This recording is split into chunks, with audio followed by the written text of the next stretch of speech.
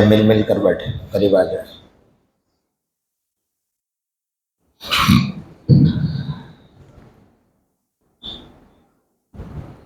اعوذ باللہ من الشیطان الرجیم، بسم اللہ الرحمن الرحیم۔ یرسل علیکم شواظ من نار ونحاس فلا تنتصران فبأي آلاء ربكما تكذبان فإذا انشقت السماء فكانت وردة كالدهان فبأي آلاء ربكما تكذبان فيومئذ لا يسأل عن ذنبه إنس ولا جان فبأي آلاء ربكما تكذبان يعرف المجرمون بسيماهم فيؤخذ بالنواصي والأقدام فبأي آلاء ربكما تكذبان صدق اللہ مولانا العظیم۔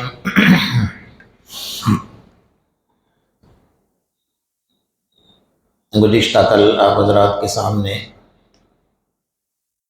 سورہ رحمان کی 39 اور 40 نمبر کے آیت پر گفتگو چل رہی تھی۔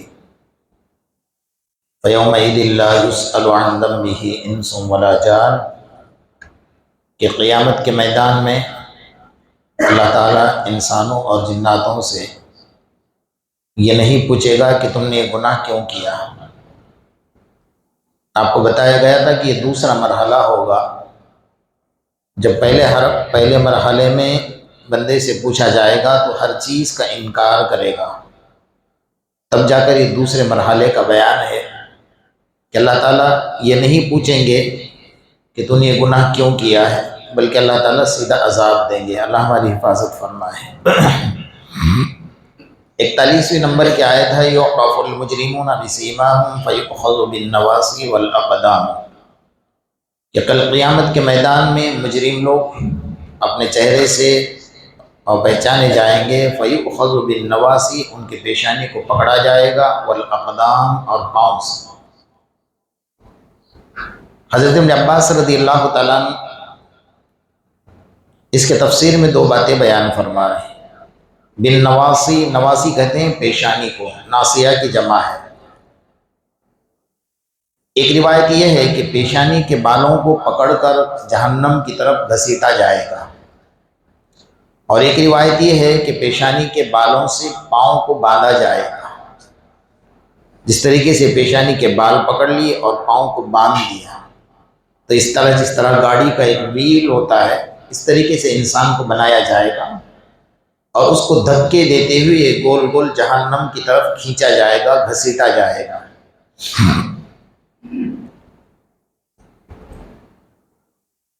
حضرت ابن کثیر رحمۃ اللہ علیہ فرماتے ہیں کہ اللہ تعالیٰ ہر انسان کو اس کے گناہ کے اعتبار سے عذاب دے گا، کہ جیسے جیسے اس نے گناہ کیے ہوں گے ویسے ویسے عذاب کی شکلیں اللہ تعالیٰ نے جہنم میں بنائی ہیں، جیسا کہ ہم سب کے آقا محمد رسول اللہ صلی اللہ علیہ وسلم کو معراج کی رات میں بتایا گیا کہ کون سے انسان کو کس طرح کا عذاب دیا جا رہا ہے، اس نے جیسے گناہ کیے ویسا عذاب دیا ہے۔ آپ صلی اللہ علیہ وسلم نے وہاں پر دیکھا کہ ایک شخص ہے جس کی زبان بار بار کاٹی جا رہی ہے، جیسے زبان کاٹتے ہیں واپس دوبارہ جڑ جاتی ہے، پھر کاٹتے ہیں پھر جڑ جاتی ہے۔ تو اللہ کے رسول صلی اللہ علیہ وسلم نے پوچھا کہ ما ھذا یا جبرائیل، جبرائیل یہ کیا ماجرا ہے؟ فرمایا یہ وہ لوگ ہیں جو دنیا کے اندر آپس میں ایک دوسرے کو بھڑکانے والے اور گروپ بازی کرنے والے اور نا اتفاقیاں اور دشمنیاں کرانے والے، جیسا آج کل ایک شیوا بن گیا ہے۔ اب تو ممبروں کے پاس سے بغاوت کی آوازیں بلند ہوتی ہیں، جہاں سے اسلام کی دعوت دی جاتی ہے جہاں سے مسلمانوں کو قرآن اور حدیث کی دعوت دی جاتی ہے، وہاں سے اب لوگوں کے اندر نااتفاقیاں، دشمنیاں، عداوتیں اور نفرتیں پھیلانے والا پیغام ممبروں سے چل رہا ہے۔ تو چاہے وہ عالم دین کیوں نہ ہو، اگر اس نے لوگوں میں نااتفاقیاں پیدا کرائی، دشمنیاں پیدا کرائی، عداوتیں پیدا کروائی اور گروپ بازی پیدا کی ہے، اللہ تعالیٰ ان کی زبانوں کو بار بار یہی سزا ہوگی ان کی، کہ ان کی زبان کاٹی جائے گی پھر جڑے گی، کاٹی جائے گی پھر جڑے گی۔ اللہ کے رسول نے یہ معاملہ دیکھا، پھر آگے بڑھے۔ آپ نے آگے جا کر دیکھا کہ بندہ ہے جس کا پیٹ پہاڑ کے برابر بنا ہوا ہے۔ یہ آخرت کے مناظر ہے، اس میں کوئی تعجب کی بات نہیں ہے، اس لیے کہ وہاں سب کی شکلیں بدل جائے گی۔ وہاں یہ دنیا کی، جیسا ماں کے پیٹ میں ہم اتنے سے تھے نا 1.5 فٹ کے، اب یہاں آ گئے تو 6 فٹ کے ہو گئے نا۔ اب آخرت میں جائیں گے نا تو وہاں پہاڑ کے برابر سر ہوگا، تو کوئی تعجب کی بات نہیں ہے۔ اس کا پیٹ پہاڑ کے برابر اور اندر پتھر بھرے ہوئے، پورے پیٹ کے اندر پتھر بھرے ہوئے، اور سانپ اور اژدہا چل رہے ہیں۔ جیسا آپ صاف شفاف پانی ہوتا ہے اور اس کے اندر مچھلیاں چلتی ہیں تو انسان دیکھتا ہے نا کہ اس میں مچھلیاں نظر آ رہی ہیں، ایسا اس کا پیٹ ہوگا، اس میں پانی بھرا ہوگا، اس کے اندر بڑے بڑے پتھر ہوں گے اور اندر سانپ اور اژدہا چلتے ہوں گے۔ اللہ کے رسول صلی اللہ علیہ وسلم نے پوچھا ماذا جبرائیل، جبرائیل یہ کیا ماجرا ہے؟ فرمایا یہ آپ کی امت کے سود کھانے والے لوگ ہیں، جو نفع کے نام سے انٹرسٹ چل رہا ہے آج کل بازاروں کے اندر۔ فرمایا ان کا یہ حشر ہے کہ ان کو پیٹ سے اللہ نے ان کے پیٹ کو پتھروں سے بھرا ہوا ہے، اور اس کے اندر سانپ اور اژدہا دیے ہیں کہ وہ بار بار اس کو کاٹتے رہیں گے۔ وہ گدھے کی طرح چلاتا رہے گا، لیکن اس کے چلانے کی آواز اللہ نہیں سنیں گے، نہ فرشتے سنیں گے۔ اللہ کے رسول صلی اللہ علیہ وسلم آگے بڑھ گئے، 2 انسانوں کو دیکھا۔ ایک انسان کو دیکھا، اس کے سامنے ایک پلیٹ کے اندر اچھا گوشت رکھا ہوا ہے تازہ، اور ایک پلیٹ کے اندر بدبودار جس میں کیڑے نکل رہے تھے وہ گوشت رکھا ہوا ہے۔ تو اس نے وہ جو اچھا گوشت ہے اس کو سائڈ پر کر دیا اور کیڑے نکلنے والا گوشت کھا رہا تھا۔ اللہ کے رسول نے دیکھا کہ ماذا جبرائیل یہ کیا ماجرا ہے؟ فرمایا یہ آپ کی امت کے وہ لوگ ہیں جن کے پاس حلال بیویاں اللہ نے دی تھی، لیکن حلال بیویوں کو چھوڑ کر حرام کام کیا کرتے ہیں، ان کی یہ سزا ہے کہ یہ آخرت میں، یعنی عجیب عجیب شکلیں اللہ تعالیٰ نے عذاب کی آقائے نامدار محمد رسول اللہ صلی اللہ علیہ وسلم کو دکھائی کہ اللہ کے رسول نے۔ پھر اب جہنم کی طرف آپ نے دیکھا کہ اللہ کے رسول صلی اللہ علیہ وسلم کی آنکھوں سے لگاتار آنسو ٹپکنے لگے۔ تو جبرائیل نے کہا یا رسول اللہ یہ تو آپ کی امت کو جو عذاب دیا جائے گا نا وہ اللہ آپ کو دکھا رہا ہے، تاکہ آپ امت کو آگاہ کر دو کہ میں نے یہ عذاب اپنے آنکھوں سے جہنم میں دیکھ کر آیا ہوں، تاکہ آپ۔ اللہ کے رسول صلی اللہ علیہ وسلم نے فرمایا کہ جب زمین سے آپ نیچے اترے تو حضرت فاطمہ رضی اللہ تعالیٰ عنہ آپ بھاڑے مار مار کر رو رہے تھے، آپ کی ہچکیاں بند نہیں ہو رہی تھی۔ حضرت فاطمہ نے پوچھا ابا جان کیا ہوا آپ کو، کون سی مصیبت نے گھیر لیا؟ تو فرمایا فاطمہ مجھے جہنم کے مناظر دیکھ کر آیا ہوں، میرے امت کے بیٹیوں کو، میرے امت کے لوگوں کو اس طریقے سے جہنم میں جلایا جائے گا۔ فرمایا مجھ سے برداشت نہیں ہو رہا۔ فرمایا میں نے ایک عورت کا حال دیکھا کہ اس کی زبان پکڑ کر جہنم میں لٹکائی گئی ہے، اور اس کو وہ آگ میں تپ رہی ہے، نیچے سے آگ ہے اور وہ زبان سے لٹکی ہوئی ہے۔ کیا حال ہوگا بھائی؟ ایک تو زبان کا لٹکنا اور دوسرا نیچے سے جہنم کی آگ، اتنی خطرناک آگ کہ فرمایا اس کو 70 پانیوں سے بجھا کر یہ دنیا میں بھیجا ہوا ہے۔ جو دنیا کی آگ ہے نا جسے ہم چولہا سلگاتے ہیں یا آگ لگتی ہے، یہ 70 پانیوں سے بجھا کر آپ کو یہ آگ دی گئی ہے۔ اب 70 گنا اس سے زیادہ آگ میں تپش ہوگی تو کیا ہوگا اس کا انسان کہاں؟ وہاں تو موت تو ہی نہیں، جو موت آ گئی دنیا میں آ گئی۔ فرمایا میں نے آگے دیکھا کہ عورت کے پستانوں کو پکڑ کر اس کو جہنم میں لٹکایا ہوا ہے۔ کہا یہ آپ کی امت کی بے پردہ عورت ہے جس کو زبان سے لٹکایا، یہ لفاظ عورتیں، چر چر زبان چلانے والی، جھوٹ بولنے والی، ناشکری کرنے والی، غیبت کرنے والی، چغلخوریاں کرنے والی۔ اللہ کے رسول صلی اللہ علیہ وسلم نے دیکھا عجیب عجیب منظر۔ آپ نے دیکھا کہ فرشتہ آیا اور ایک انسان اس کے سر پر اتنا زور کا ہتھوڑا مار رہا ہے اس کے سر کے ٹکڑے ٹکڑے ہو جاتے ہیں۔ جب تک وہ فرشتہ ہتھوڑا اٹھاتا ہے دوبارہ اس کا سر جڑ جاتا ہے جیسے پہلا تھا ویسے، پھر اٹھایا پھر مارنے لگا۔ تو مجھے ماذا یا جبرائیل، جبرائیل یہ کیا ماجرا ہے؟ تو اللہ کے رسول صلی اللہ علیہ وسلم نے یہ جبرائیل نے فرمایا کہ یا رسول اللہ صلی اللہ علیہ وسلم یہ آپ کی امت کے بے نمازی لوگ ہیں جو اپنا سر اللہ کے سامنے جھکاتے نہیں تھے، ان کو یہی عذاب ہمیشہ کے لیے دیا جائے گا۔ ظاہر بات ہے کہ جیسے جیسے اعمال ہوں گے ویسے ویسے عذاب اللہ تعالیٰ نے جہنم میں تیار کیے ہوئے۔ اب سارے جہنمی کہیں گے کہ یار دنیا میں فلاں بندہ تھا، ہمیں دین کی دعوت دیتا تھا، نماز کا حکم دیتا تھا، اور بہت سارے لوگ نمازی تھے، ہم ان کی مذاق اڑایا کرتے تھے، تو وہ تو آج نظر نہیں آ رہے ہیں ہم کو، تو لگتا ہے وہ تو جنت میں چلے گئے اور ہم جہنم میں چل رہے ہیں۔ تو سارے جہنمی مل کر کہیں گے کہ ذرا جنتیوں کو آواز تو لگاؤ، اللہ نے ان کو بہت عیش آرام میں رکھا ہوا ہے، تو کم سے کم ان کو آواز لگائیں، ان کے دل میں رحم تو آئے گا، وہ اللہ کے پاس ہماری سفارش تو کریں گے نا۔ تو قرآن اس کی منظر کشی بیان فرما رہا ہے۔ قرآن کیا کہہ رہا ہے؟ وَنَادَى أَصْحَابُ النَّارِ أَصْحَابَ الْجَنَّةِ، تمام کے تمام جہنمی جنت والوں کو آواز لگا رہے ہیں، ان افیضوا علینا من الماء او مما رزقکم اللہ۔ سارے جہنمیوں نے آواز لگائی، اے جنت والو، اللہ تعالیٰ نے آپ کو جو جو نعمتیں عطا فرمائی ہیں ان میں سے کچھ نہ کچھ تو ہم کو دے دو۔ ان افیضوا علینا من الماء، فرمایا پانی دے دو، پیاس لگ گئی ہے، او مما رزقکم اللہ، یا جو رزق اللہ نے آپ کو دیا ہے وہ رزق بھی ہمیں تھوڑا سا تھوڑا دے دو۔ سارے کے سارے جنتی آواز کر لگاتے ہیں اور جواب دے دیں، قالوا ان اللہ حرمہما علی الکافرین، فرمایا اللہ نے جہنمیوں کے اوپر جنت کا رزق حرام فرما دیا ہے۔ کچھ نہیں ہوگا بھائی، جو تھا دنیا میں تھا، لیکن اللہ نے حرام ہی کر دیا تو بات ختم ہو گئی۔ تم کو جہنم میں ڈالا اس لیے ہے کہ تمہیں اب یہ رزق نہیں دیا جائے گا، تمہیں پانی نہیں دیا جائے گا، جلتے رہو۔ اور کہا علی الکافرین، صرف کافروں کے لیے نہیں ہے بلکہ نمازوں کا انکار کرنے والے، قرآن کی آیات کا انکار کرنے والے، شراب پینے والے، زنا کرنے والے، جوا کھیلنے والے، جو جو قرآن کے خلاف زندگی گزاریں گے نا، ان سب کے لیے جہنم کا عذاب اللہ تعالیٰ نے تیار کر کے رکھا ہے۔ اس لیے فرمایا یعرف المجرمون بسیماہم فیؤخذ بالنواصی والاقدام۔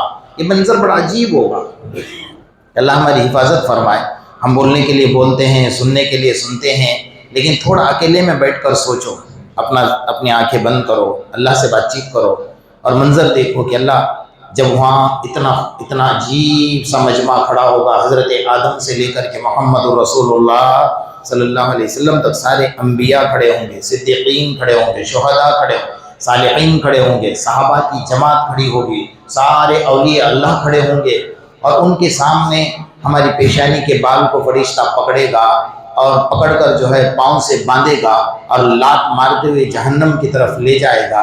جیسے دنیا میں پولیس والے کسی کو ذلیل کرنا چاہتے، آپ نے دیکھا ہوگا روڈ کے اوپر اس کو گھماتے ہیں چاروں طرف لے کر، دیکھا ہوگا نا آپ نے، تو کتنی ذلت اس کو محسوس ہوتی ہوگی۔ یہ تو دنیا کی ذلت ہے، آج ہے کل ختم ہو جائے گی، مرنے کے بعد سب بھول جائیں گے، یا دنیا میں سب بھول جائیں گے۔